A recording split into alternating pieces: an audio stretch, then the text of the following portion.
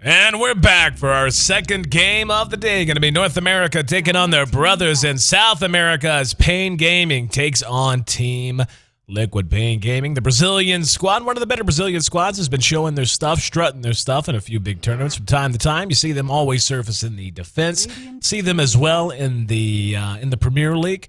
And a team that I'm looking forward to get to know. I've actually never had a chance to broadcast them, so looking forward to get to know their team a little bit better. Now, Liquid will be playing down a man. They had their full squad to take on Evil Geniuses at game number 1, where they came up short, unable to close the deal, or probably more appropriately to say it, unable to bounce back after a horrendous start on their Spectre. So this time, though, going to be still having a stand-in known as MSS. Not sure who that is, if it's a big name or not. Don't know that I've actually seen him play with Liquid or with anyone else. But the picks and the bans are proceeding quickly, so we'll take a look at those. Bad Rider and Lifestealer taken out by Liquid. No EO or Gyrocopter. Going to be joining us courtesy of Pain Gaming. Pain will go ahead and first pick the Druid. Nothing wrong with that. So very, very easy to build any variety of lineups around a lone Druid, and Liquid immediately grabs that Shadow Demon, my favorite hero in the game, in my opinion, the most flexible, versatile, and certainly the best support. And just does well in all phases of the game, can work extremely well against lone Druid and against the Spirit Bear, of course, as well. It just works in any given situation, really. I mean, you see a teammate get rooted, you can disrupt him, you can use Demonic Purge on the Bear, and so on down the line. And Pain grabbing the Druid up, as I had mentioned, it's just so easy to build any variety of lineups. It is often hard to grab. I mean, unless there's just like a Bad Rider that makes it through, or an EO or something like that, where you know for a fact that the hero itself is just that intrinsically valuable to you. It can oftentimes be hard to get to know what you want to draft, because you don't want to give too much away, but at the same time, you do want to get moving in the direction of your draft. And the Druid allows you to do so much. You can offensively tri-lane and send him in the solo safe lane. You can even run him mid if you're Fnatic, for example, a team that did that, that does do that from time to time. Or you can just defensively tri-lane and put him in the off lane and hope that he can find his farm once the laning phase breaks down, remaining. Or through just some cute tactics like pulling the creeps from the enemy wave, or pulling the enemy wave, I should say, all the way through their own jungle and up under their own tower. Liquid grabs the Clockwork in second position, getting that for Bulba. And as mentioned in Game 1 of the broadcast day, Bulba plays one of the best you're ever going to see. And, it's one of those things where it's not just the best in North America or the best in the West. He is literally one of the best on the planet. And that is absolutely no exaggeration. He plays the hero almost every chance he gets. Liquid will always fit him into a lineup. And he excels at using the hero out of a variety of situations. Plays him well aggressively, plays him well defensively, plays him well in solo mid, plays him well in solo off lane, and just really knows the ins and the outs of the hero just as part of his own personal style. So Pain Gaming, going to go ahead and grab up the Rubik. Getting cogs from Rubik actually isn't all that hard, and that's always a wonderful spell to steal if you can. Other than that, not a whole lot. I mean, Disruption's not bad. Demonic Purge is usually quite good, but still no big game-breaking spells for him to grab. Very open-ended on both sides right now. Not a whole lot we can talk about in terms of what they're going to do based on what we see yet. Pain Gaming likely to set the tone of the game, though, with their third draft position here. And they will go ahead and grab the Darkseer. So really just kind of the same. I mean, you see the Darkseer. Generally speaking, Darkseer is going to wind up in that off lane or ducking into the jungle if the off lane's a little too intense for him. So that might indicate that the lone Druid will be going into taking safe lane, really. I mean, whenever I see a Darkseer pickup, that's kind of where he tends to end up, unless, again, you want to do something. It's not goofy or gimmicky. It's just not something you see that much because the Druid is extremely vulnerable in mid. Remaining. But you can run the Druid solo mid, and depending on the matchup you get, if it is against the Clockwork from Liquid, he should do okay. Should have no problem getting his farm. Should have no problem getting off to a solid start. But at the same time,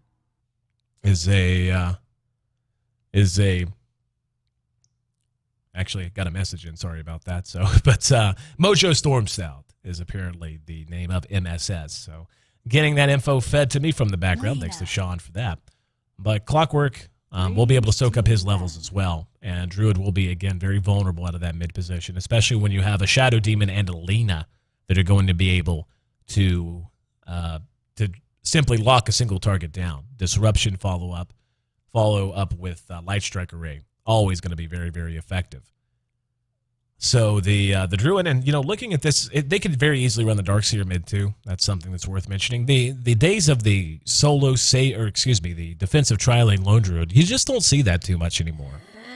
Most teams just feel like the Druid. I mean, with the power of Armlet being what it is right now, most teams really just take the approach that the Druid will catch up, or if he really is in a problematic spot, he can build a Midas and just play catch up to the late game. But Liquid already has an ultra-aggressive lineup, mostly single-target stuff, though. I mean, Clockwork technically kind of functions in an AoE because of cogs, but for the most part, he's a hero you think of as an anti-hero, being able to hook onto the bear, hook onto the Druid himself, and then have it followed up with a hero like Lina, so on and so forth. And Liquid's still going to need their carry, still going to need a mid. And the Magnus is still available. Picking the Magnus for Liquid might be a little iffy just because Rubik is on the other side. Doesn't mean that'll be a complete deterrent, but still something to keep in mind. Puck and Queen of Pain, of course, the other two very popular heroes with Korok, two of his most comfortable heroes. Probably the better way to say it. Weaver and Nature's Prophet banned out by Pain Gaming as we move through the second ban phase. Now Team Liquid banning out the Nyx Assassin. When you look at Pain, it's kind of hard to tell what they need, really. I mean, they've got two heroes that can run in the off lane, two that can run in the solo safe lane as well. And Rubik, just kind of an all-around great hero that you can fit in anywhere. Works in an offensive or a defensive tri-lane. And that's something that could still very much be available to them as well. If they wanted to come out and try to surprise some folks, they could pick a very offensive carry plus a very offensive support. But doing that into the lineup that Liquid has right now with the Shadow Demon and Alina, that is... I mean, it would be ballsy. It can be done, but they would be asking for trouble. Again, Shadow Demon, Lina, just so strong together, and Liquid having no problem picking that up right off the bat. They'll be sticking IX Mike on the Shadow Demon, and Fluff will be handling the Lina almost certainly. And Pain going to go ahead. Yeah, Storm Spirit's another hero that Korok is very, very effective with. And...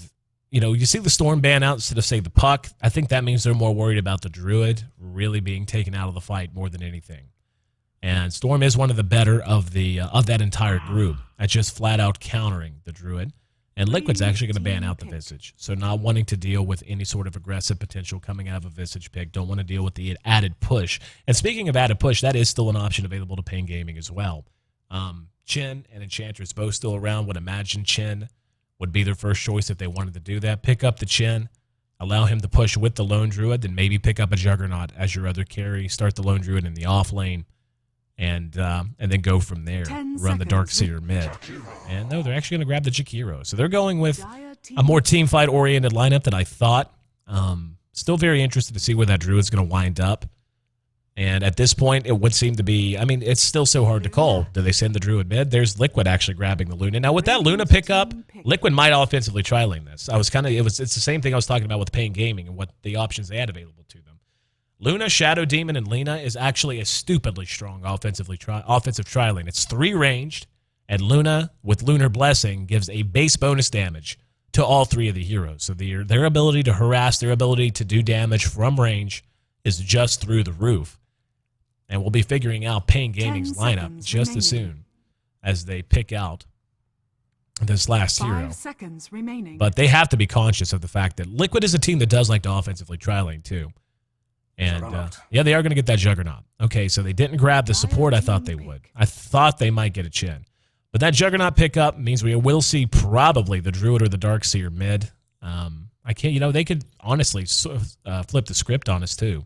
Juggernaut's a hero that can work in mid or in the solo off lane. But again, I really do suspect that Liquid is going to be going for an offensive tri-lane here. And just apply some pressure to that Juggernaut. Juggernaut, if he's forced off a farm and is made to suffer in levels, I mean, Blade Fury is great to get him out of trouble or to do damage with. But I suspect that Jakiro and Darkseer are not going to be starting out in the same lane together. Most likely going to be Jakiro, Rubik, and the Jug.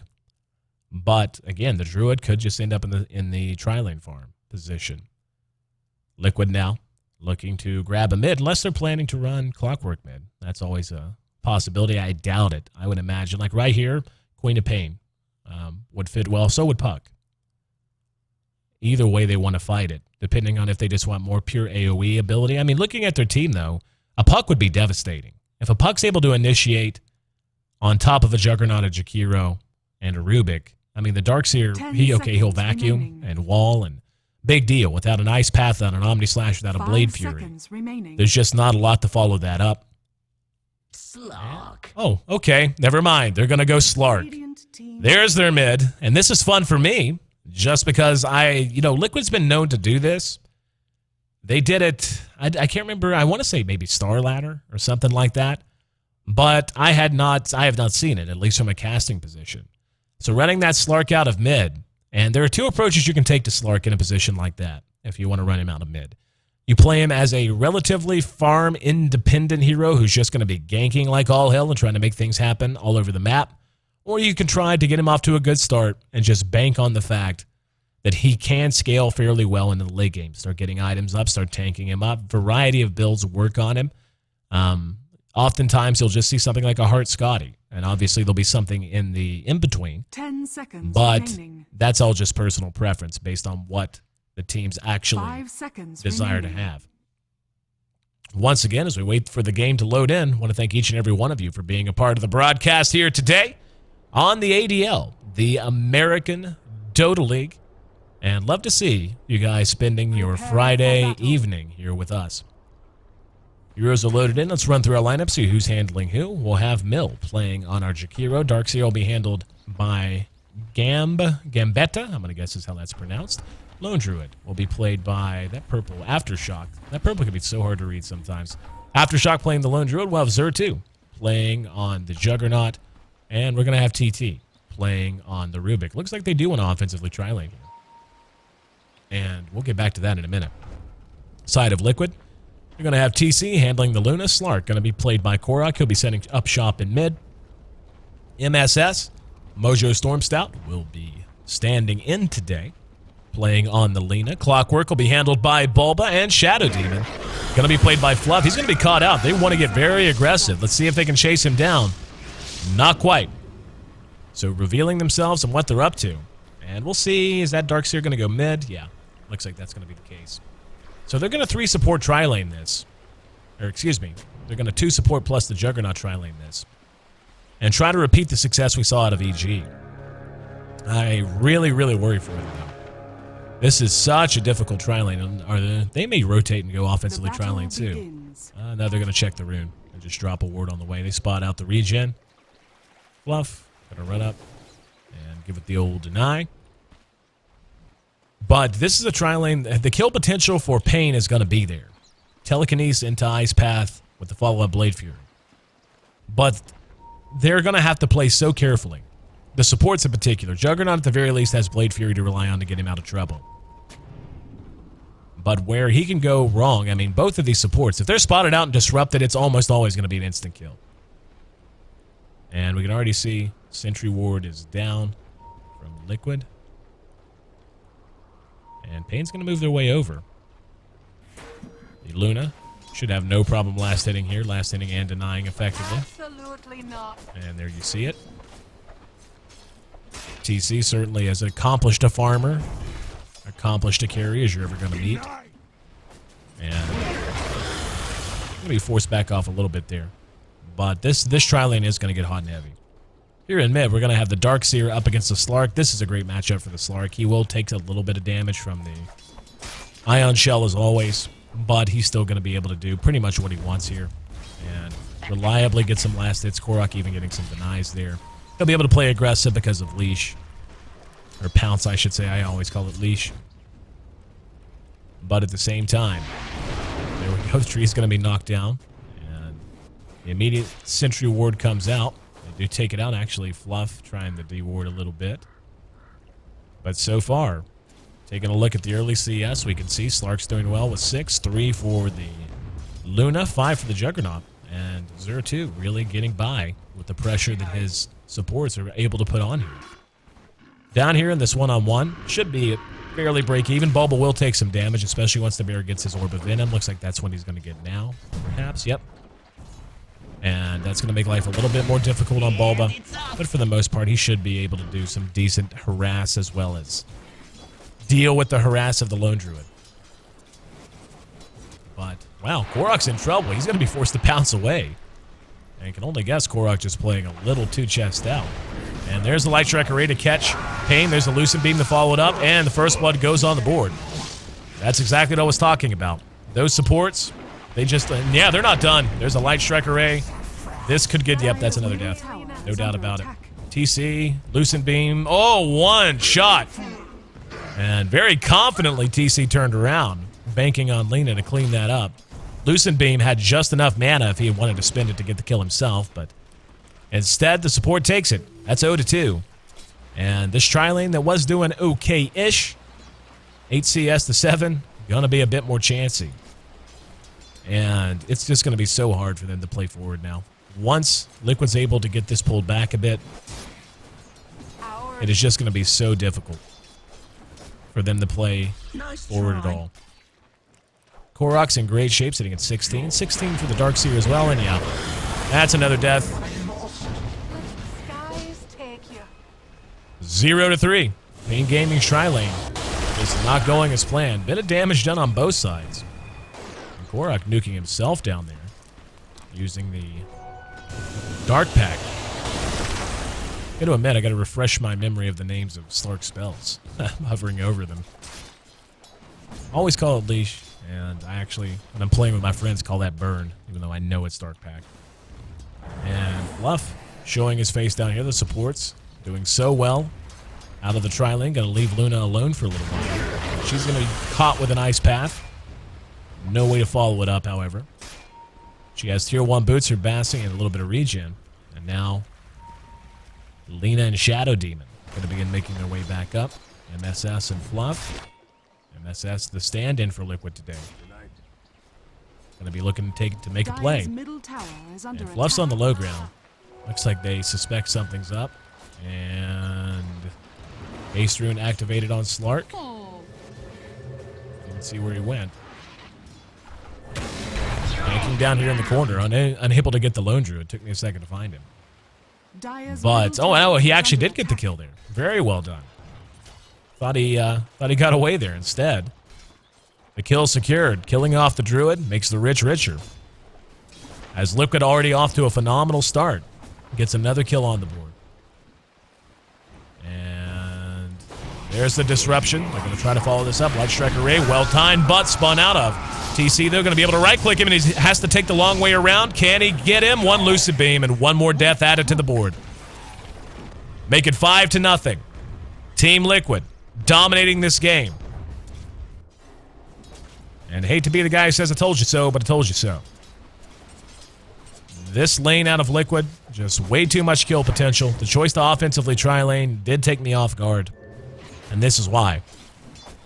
Just so hard to do anything here. And, you know, one of the other problems is, you know, let's say that they actually got a good engagement. Let's say that an ice path hit and a telekinesis drew them even back under the tower. There's so many ways for them to bail a person out of trouble. Disruption with the Light Strike Array to cover his retreat, with a Dragon Slave to cover his retreat, with Luna right-clicking your face to cover your retreat.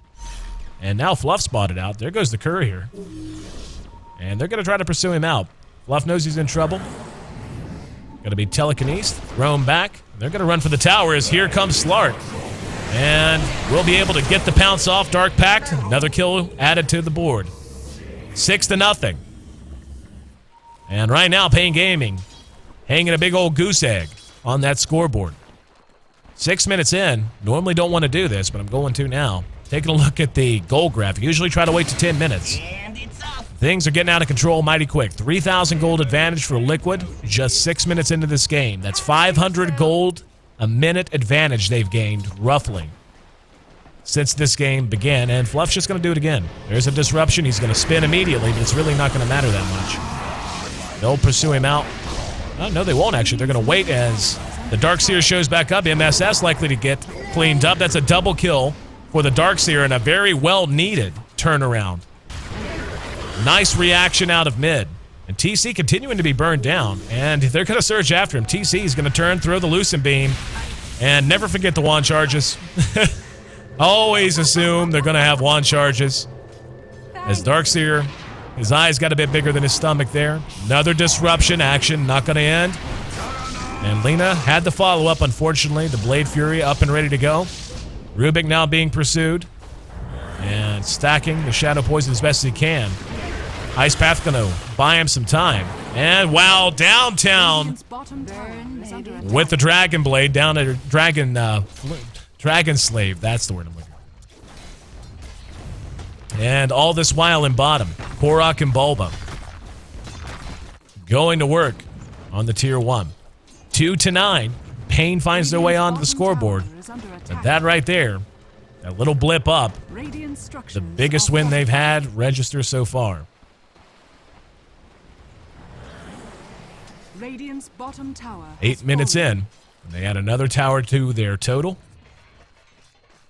And hard to see what Pain's going to do here. The Druid is not in good shape. He's sitting at just 23 CS. Compare that to the 41 of Slark, the 39 of the Luna. Tri-lane not going to work. Xur2, not a hero. Or not a player who's going to be able to get a lot done up here.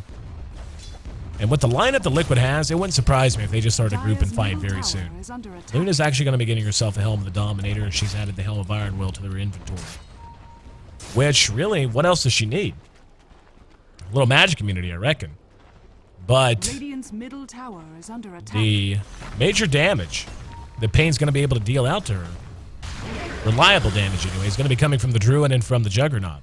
She gets the Helm of the Dominator up. She has +5 armor that helps her against both of them. Then she gets the lifesteal up. And she's going to start putting points into Glaives now. Just 2 into Lunar Blessing. So she'll start to split push. Hang on here in mid. Looks like we might have a fight. There's the Soul Catcher. Korok will make it away. And Fluff does not have Disruption available. Looks like it was spent. Light Strike Array going to catch up. And Dark Pact gets 1 kill. Nice hook from Bulba. Going to trap in the Darkseer. Korok right on top of ML. And down he goes as well. Mill, I should say, is his name. Still learning the player names from our Brazilian brothers. Korok gonna find himself a haste rune as well. 12-2. Pain Gaming off to a lackluster start. We'll phrase it that way. Up at top, Jugger still going toe-to-toe with the Luna. But yeah, with Liquid's lineup, they have everything they need to just start pushing immediately. Slark, his ability to take fights in awkward situations. The reach of the clockwork that we just saw showed off there by Bulba. And certainly the damage. Take a look at the levels. Slark's level 9, got level 8 on the Darkseer. Then you have level 8 on Luna and the clockwork. Then after that it falls off. Juggernaut, then the supports. Then level 4 on the lane supports right now. For Pain Gaming, Korok going to town, and there will be a stun from the battery assault. Poor Aftershock going to end up dead again. Behind him, next to him, I should say, Pain started to react, thought better of it. Probably for the best. He actually picked up a Mask of Madness on Slark. So he is hitting pretty hard, and he has a decent amount of stats stolen. Looks like he's thinking about he's trying to find a way to engage you. And we'll go ahead and melt down the creeps. But now we see Liquid grouping up. And again, no reason not to. They have a lineup that has the potential to just run over Pain right now. They're going to move into the jungle, take it over. Let Luna go to town here on the tower. She's already hitting very hard for this stage of the game. And we're going to have an engagement. There's the pounce on to Gembutta. And Korok will be cleaned up, though. So Cop playing ultra aggressive. Ice Path catches Fluff. Can they get a return kill? No root. And Light Striker Ray sets them back in their tracks. So Fluff getting a bit too aggressive. TC's giving the old end around. He's going to have Eclipse. And will be vacuumed in. TC trying to find safety. Pain punishing Liquid quite effectively. They end up trading one away, but they've gotten 3 kills. If they catch up with Mojo Stormstout, get a root, they might get another one. MSS making a run for the tier 1. Light Strike Array. Stuns the bear out. Here comes Bulba. And that's going to be enough to turn him around. Bulba has hook. He's ready to use it. Nice root, though. And there's the pounce. Actually didn't catch him, but does use Dark Pact. Will use his ulti as well. And there's the hook. Going to catch up with the Rubik. Rubik's in trouble. Cleaned up by Korok and MSS. And the rest of the fight continuing near the tower.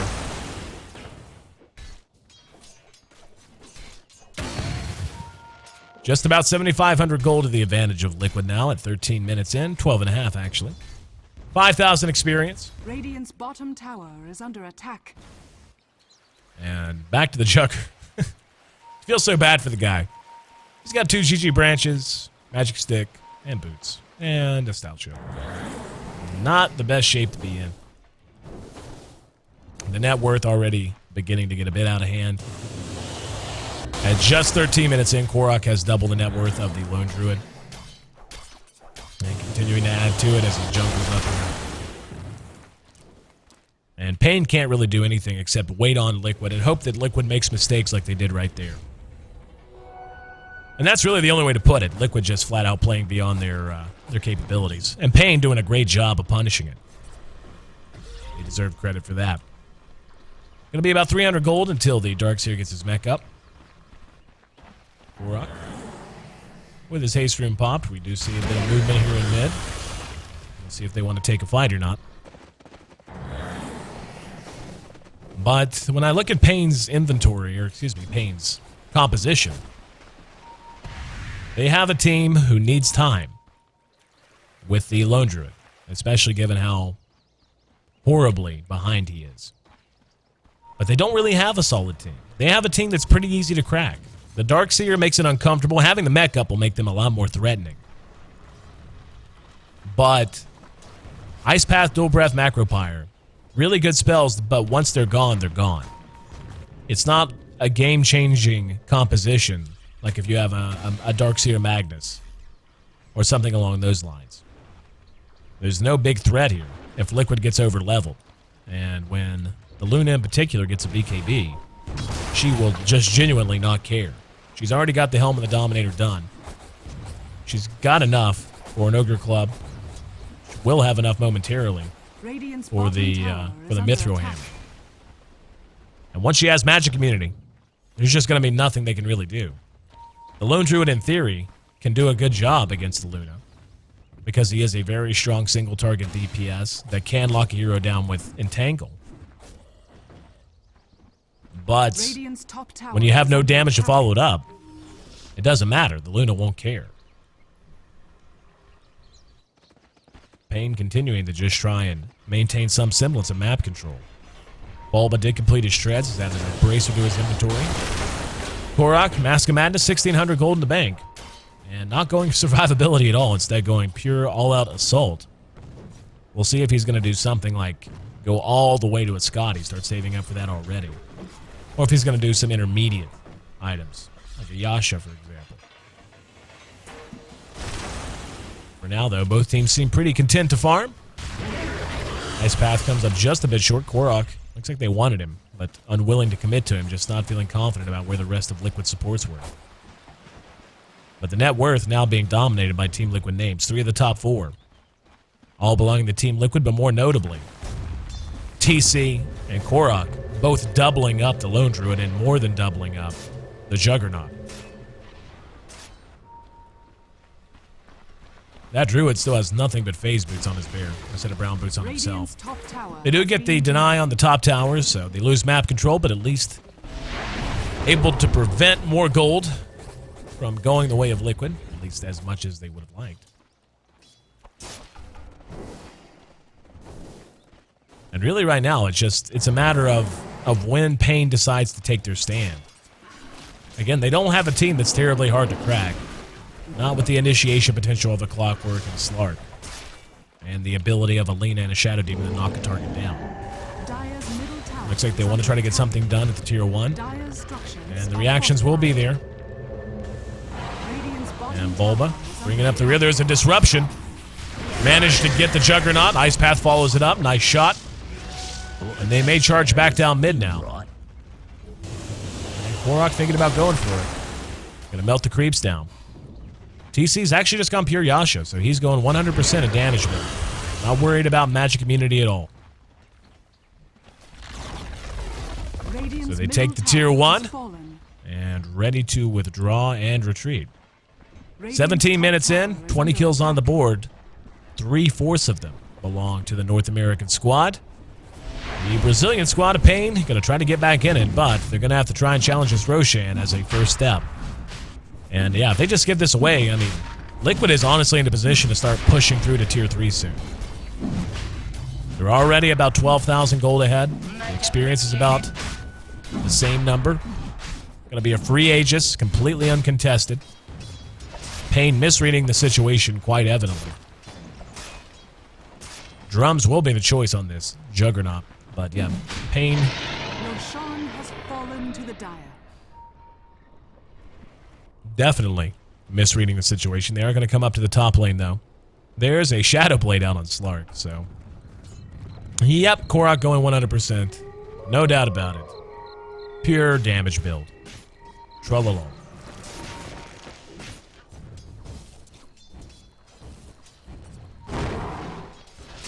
And Pain still trying to bait something out here. Liquid's not taking it, though. We've got 2 heroes, and we're actually going to see the Darkseer grab a creep wave here. And Liquid Dire's just top taking tower a is gigantic under attack. ancient stack. Not all that worried about their top tier 1. Luna going to make a lot of gold here. We'll get nearly, we'll be able to nearly, if not completely, finish her Manta style off of this. Now has enough for the ultimate orb. And as she melts down the last few. 2,800 gold. Manta style. Essentially done, if she wants it. And now she decides. So she's going the Yasha BKB build. And there's so much experimenting players do, and it is a very situational thing. Again, I like the Helm of the Dominator. Hold that thought. Liquid, looks like they want to take a fight. There's a Demonic Purge onto Xur. And is going to be able to spin, even though he's going to be hooked. They kind of mistimed this a bit. Fluff is going to disrupt himself. Light Striker Ray bought some time. There's the Macro Pyre down. Fluff will end up dead. And they're going to engage behind. Down goes the wall. Korok coming in, trying to do what he can. Does get 1 kill. That's a double kill for him. And going to be rooted down, though, right around the sentry. He had the Aegis on him. And now the Omni Slash on the Mojo Storm Stout will use the Laguna Blade to tell the Juggernaut to back off. Stop getting fresh, buddy. You don't touch me there without permission. 20 minutes in, Liquid takes a fight that honestly was pretty poorly engaged. Pain reacted fairly well, but just the lead that they've built is beginning to show Radiant's itself. top tower is under attack. But back to TC. Really like the Helm of the Dominator pickup. And it is not uncommon at all to see Helm of the Dominator BKB. Yasha BKB is another very common permutation. But it's kind of like Aqualane drums. You see one come out, you don't generally assume the other one's going to be completed, just because players tend to want to progress up to the bigger items a little quicker. But if you got the gold, you got the start. Hell, nothing wrong with it, man. Nothing wrong. Nothing whatsoever with having just a casual Yasha for the moment. It looks like Korok actually got himself another kill. Rock it on. And, yep, there's a hook. Gonna connect. Korok catching out Gambita, and the follow-up Lucent Beam. Down goes the Macro Pyre, and they will be able to chase one down. Korok's gonna go ahead and get behind the tower. He's still got his Shadow Blade up. They're looking to take the tier 2. Leaps away. And right now, Fluff actually just taking through the Blade Fury. A little too out of position, though. He's gonna end up dead again. And it looks like we do need a pause. So while we're paused, once again, I want to thank each and every one of you. I want to thank our North American brothers and sisters and our Brazilian brothers and sisters who are tuned in, hopefully enjoying the broadcast. I know we do have a Portuguese broadcaster, so I imagine that there are a very large swath of Brazilians watching on that stream channel. But if you are Brazilian, I just want to welcome you in. It's my pleasure to meet you, and hope you tune in to our other broadcasts as well, here on the ADL as well as the D2L. But no matter where you're from, no matter what corner of the globe you happen to call home, hit follow. We want to have you back for all of the action, not just today, but in coming weeks as well, as we tear through this group stage on our way to the playoffs here at the American Dota League, North and South American Dota on demand for you. 28, Liquid more than doubling up their opponents, and things beginning to look pretty dire. Still no armlet up on the Druid, making his way to it. Still a couple hundred gold away. And Liquid. Oh, nice deny from the Jugger as the Ice Path locks down TC. Pops the BKB. And just going to TP away. Radiant's middle tower Play it is under safe. attack. So another nice deny. Payne has actually been able to rob them of a decent amount of gold just by denies. Skull Basher picked up by Korok. And with his attack speed from that Mask of Madness, Korok going to be a bit of a nightmare.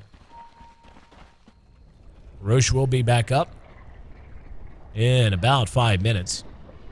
And right now, I mean, Liquid, they're just so in control of this game. I mean, they have the ability to smother out Payne Gaming, and that's what they're doing. You can see Bulba moving into the enemy jungle, Lina moving into the enemy jungle.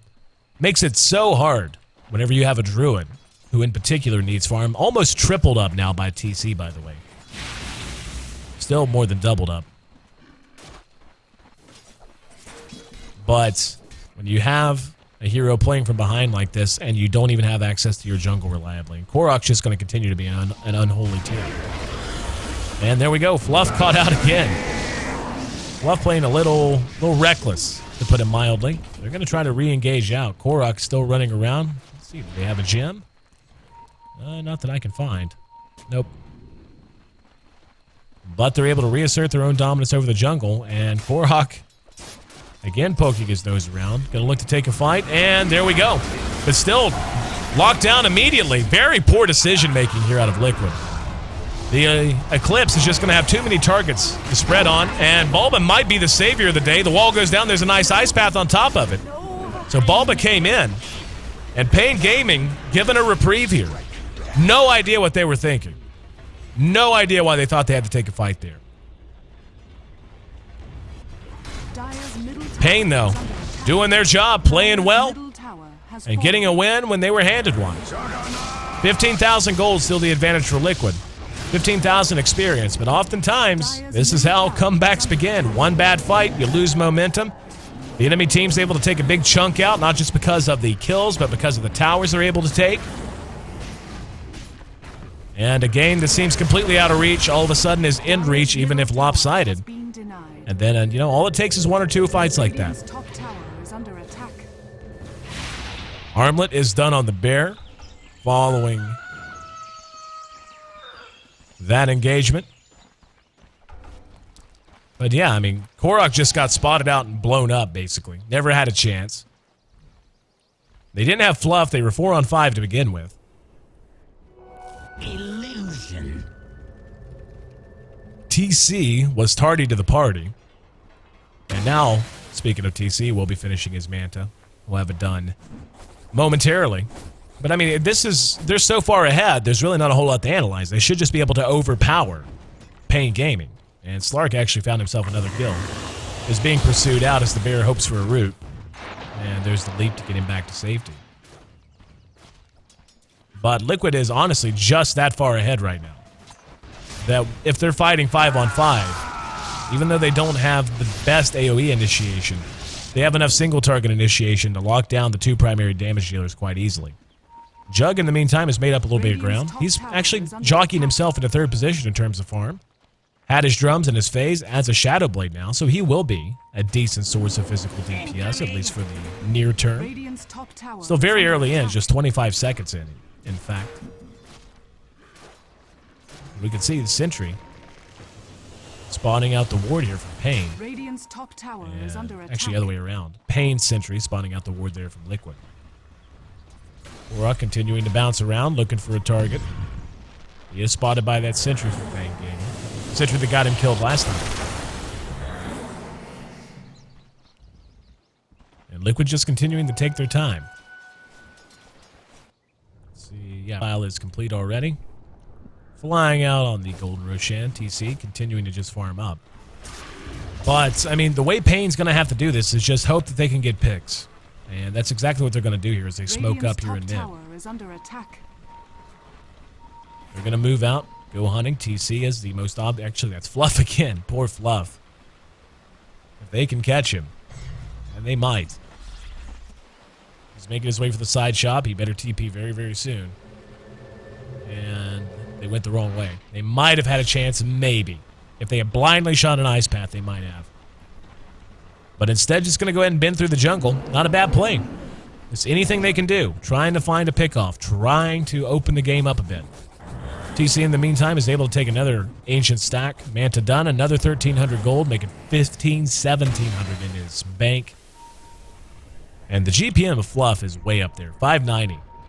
And for it to be a hero that's not like an Anti-Mage or an Alchemist who has other features of the hero that makes it so they can just farm immensely fast, that's really quite good. You're not going to see above 600 most of the time on a Luna or on most heroes, unless they just have some item picked up or some mechanic that allows them to get that extra amount of gold. But TC doing a great job. Homing in. And Pain, when you look at the tools they have at their disposal, they definitely have the ability to punish Liquid. Where they're going to have to beat Liquid's going to have to be in killing off the supports. TC is getting pretty huge, and he'll build Lifesteal next. He's got 2,300 gold, save up another 900 who'll have a Reaver. And then another 1,100 he has a Satanic. So now's their opening. Roche has just respawned. Pain has the timing down. Vacuum into Macro Pyre into Ice Path. Do what they're looking for. Ice Path going to be off the mark. And wow, stomp on the Juggernaut. He's blown up. Here comes Korok re-engaging. Pain cannot afford to lose anything. Korok, she spotted that out. Nice hook. Got the Druid. 4 staffs out. Now we're going to have Korok leaping across. The Druid just being blown up completely. Eclipse doing the job. And the rest of Pain likely to death. Not likely, will be cleaned up. Roshan still standing, but not for long, as I'm sure Liquid will double back here. Another big win for the North Americans. And they'll likely stick this on Korok again. Korok with the double damage for that fight was doing even more damage.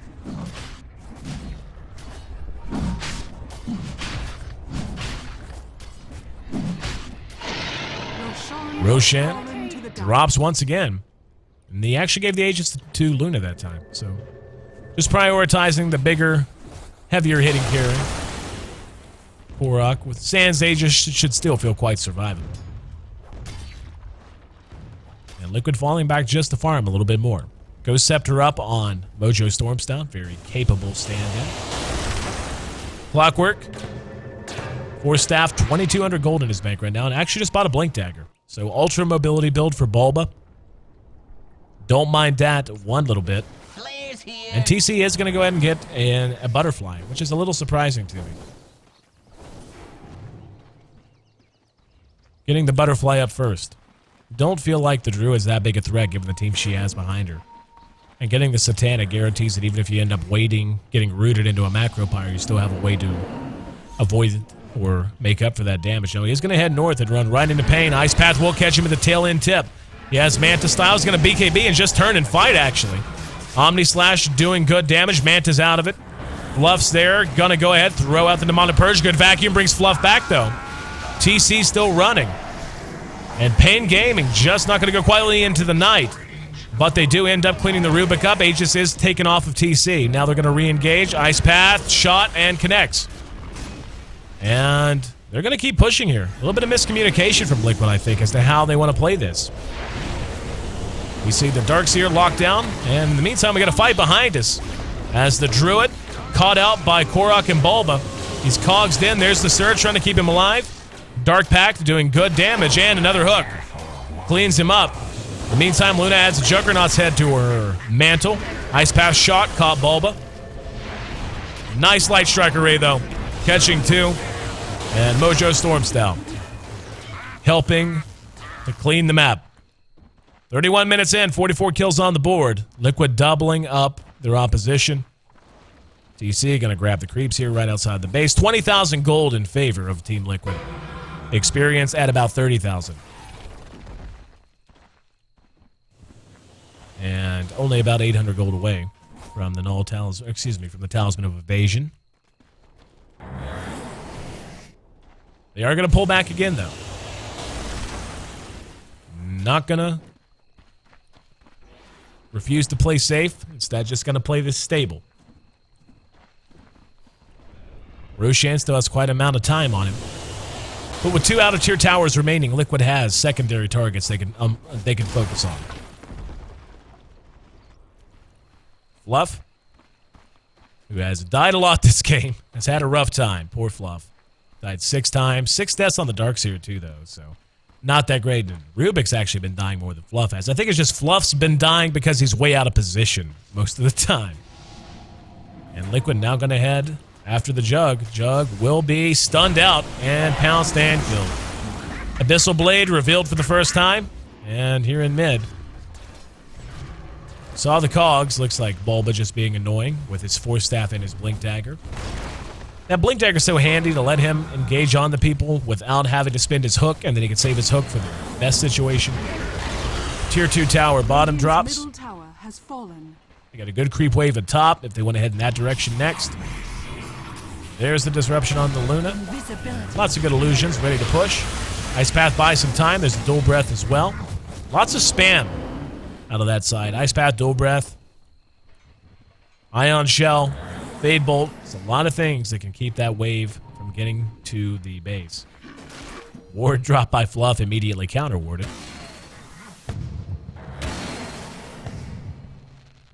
And Liquid laying siege. TC just finishing up his inventory. Almost full now. We'll have the butterfly momentarily.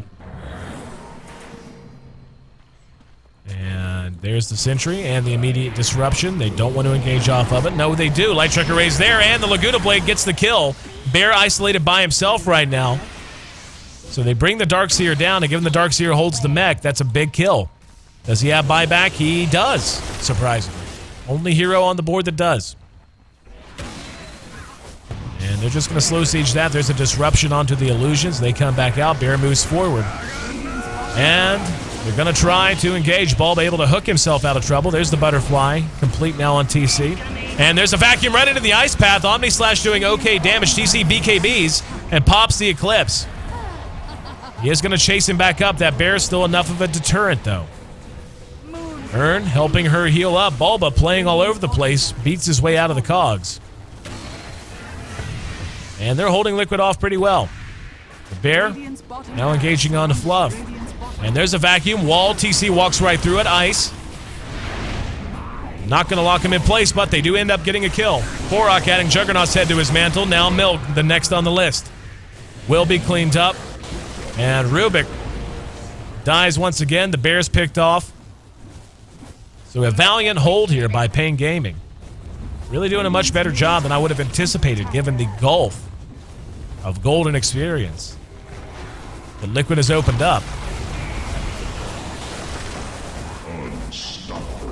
Korok actually just dove to the well. That'll prompt the GG. Took him about 35 minutes. But the North Americans closed the game out. 30,000 gold their advantage when the GG's called 40,000 experience. By the time this one was over, Pain Gaming put up a pretty valiant effort here. But unfortunately, they're going to be walking away with a loss as well as they played. Just really everything fell apart in the early game for them. New coming in, that tri-lane of Luna, Shadow Demon, and Lena. Way difficult to put any pressure on into, even with a Juggernaut. Ended up feeding a few deaths, and really from there, Team Liquid never looked back. 35 minutes, 11 seconds, the official game time, 15-36. The final kill score. I want to thank each and every one of you for being a part of the broadcast here today on the American Dota League. We still got 3 more best of ones coming up. And, of course, all of our broadcasts throughout the week. We're here Tuesday, Wednesday, Thursday, Friday, and Saturday. I'll be back tomorrow with 6 best of ones. But still, again, 3 more until we close up shop here today. You can make sure you hit follow, not just on the stream, by the way. Follow the American Dota League on Twitter. That's at American Dota. And you can find me on Twitter as well, at AC, at AYESEE, and Twitch, twitch.tv/ACTV. Pain Gaming. Going to keep the train rolling as they're coming back for our 3rd best of 1 of the day. They'll be taking on another North American professional team in Evil Geniuses. Following that, at 5 p.m. Pacific Standard Time, we'll have Arctic Gaming taking on EG, and we'll be rounding out the evening. 6 p.m. Pacific Standard Time, 9 p.m. Eastern Standard Time. Arctic Gaming in action again. They'll be taking on Smeagol, and that will be the last match of the evening. We'll be right back, guys. Stick with us. Our next game, again, EG versus Pain Gaming, next.